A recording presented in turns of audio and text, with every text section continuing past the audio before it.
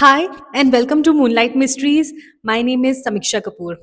आज कुछ चीज़ें आपको अपने बारे में बताने वाली हूँ और कुछ ऐसी कहानियाँ बताने वाली हूँ अपने बारे में जिन्होंने मुझे मजबूर कर दिया कि मैं हीलिंग और इन सारी लाइनों के अंदर ज़्यादा से ज़्यादा आ सकूँ। तो सबसे पहले शुरुआत करते हैं, आखिरकार मैं कौन हूँ।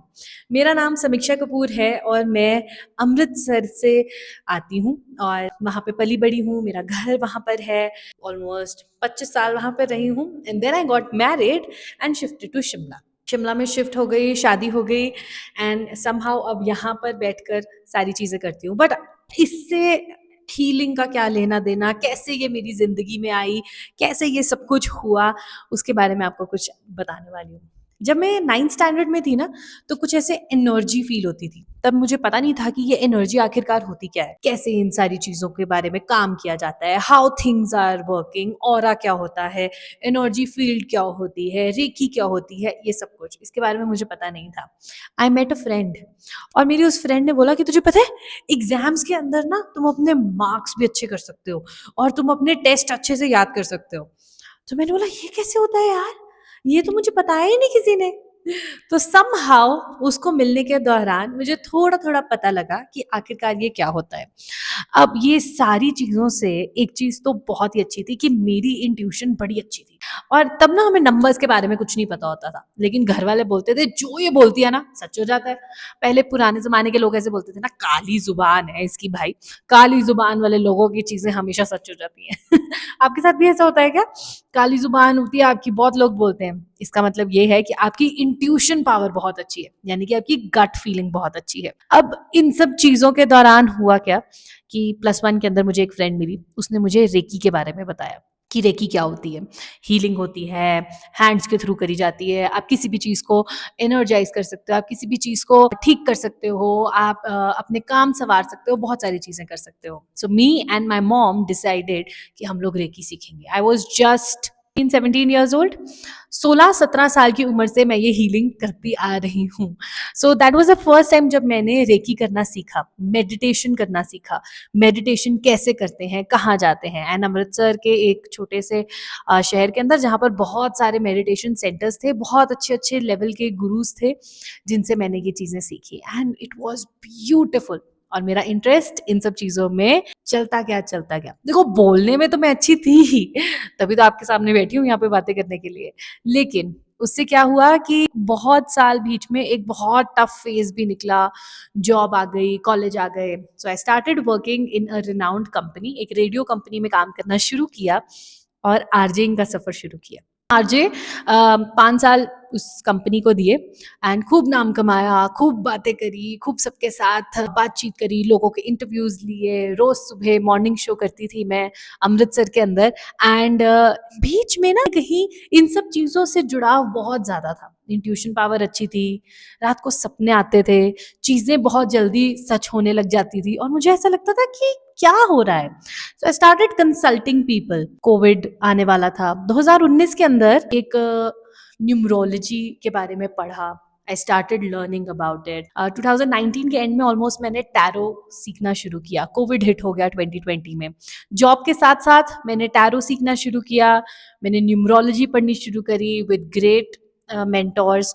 सबसे मैंने सीखा। न्यूमरोलॉजी में काफ़ी टाइम लगाया सीखने में, टैरो में काफ़ी टाइम लगाया सीखने में एंड कितने साल लग गए उसको प्रैक्टिस करते करते। अब अच्छी बात ये थी कि टैरो करते करते या न्यूमरोलॉजी करते करते इसमें इंटरेस्ट इतना ज़्यादा आ गया कि समझ ही नहीं आया कि कब में ये मेरा प्रोफेशन बन गया एंड कब आप लोगों के सामने बैठ के आप लोगों की हीलिंग्स करने लग गई। सो आई स्टिल रिमेंबर, मेरी टीचर ने मुझे बोला था, जब तक 100 क्लाइंट नहीं आ जाएंगे, 100 लोगों की हीलिंग नहीं कर दोगी, तब तक ये मत कहना कि मुझे हीलिंग करनी आती है या मैं किसी से बात कर सकती हूँ या फिर मैं उस क्लाइंट से पैसे ले सकती हूँ। तो फर्स्ट मंथ के अंदर मैंने 100 क्लाइंट्स की हीलिंग करी और अभी तक मेरे पास उनके नाम पूरे पता लिखे हुए हैं, क्योंकि वो मेरे पहले 100 क्लाइंट थे and I used to charge only 100 rupees, 100 भी नहीं, 111 रुपीज, क्योंकि न्यूमरोलॉजी में नंबर्स अच्छे बनते थे। तो सिर्फ 111 रुपए मैं उनसे लेती थी एंड उनकी पूरी लाइफ के बारे में बताती थी, जितनी मुझे नॉलेज थी उस टाइम के ऊपर। स्लोली एंड स्टेडली ये नॉलेज बढ़ती गई, मैंने और क्लासेस करनी शुरू करी, एंजल हीलिंग करी, प्राणिक हीलिंग करी, डेजिग्नेशंस ली बहुत सारी, बहुत सारे एस्ट्रोलॉजर्स के इंटरव्यूज लिए, उनसे बहुत सारी चीजें सीखी, वास्तु